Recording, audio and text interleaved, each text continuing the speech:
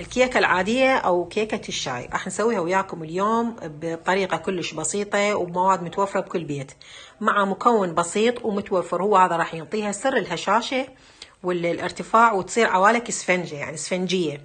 أتمنى من عندكم تتابعون الفيديو وياي الأخير وتشوفون الطريقة وشنو هذا المكون اللي راح ينطيها هذا الارتفاع وهاي الهشاشة. أول شي عندي هنا 3 بيضات بدرجة حرارة المطبخ، عندي خاشوقة خل أبيض وكوب شكر ونكهة، أي نكهة تحبوها، بس هي أطيب شي بهاي الكيكة هي نكهة البرتقال، ورشة ملح.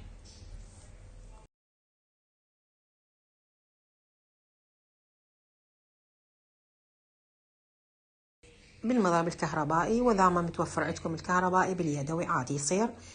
تخلطون البيض حتى يصير لونه فاتح. هاي تقريبا من بعد 5 دقائق يعني صار شكله هيك أبيض. هسه أبدي أضيف 3/4 الكوب الزيت وأرجع أخلط من جديد.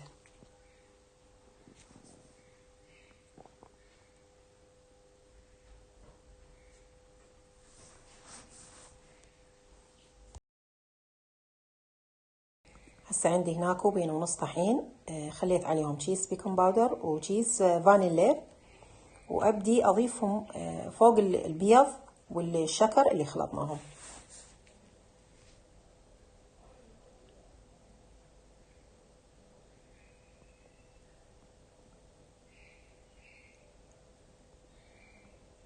هسه عندنا المكون الرئيسي بهاي الوصفة هو الميرندا. الغاز مالت الميرندا راح يتفاعل ويا البيكنج باودر الموجود بالمواد مالت الكيكة، هو هذا التفاعل راح ينطينا الهشاشة والارتفاع. أنا خليت تقريبا قوطية كاملة على 2.5 كوب.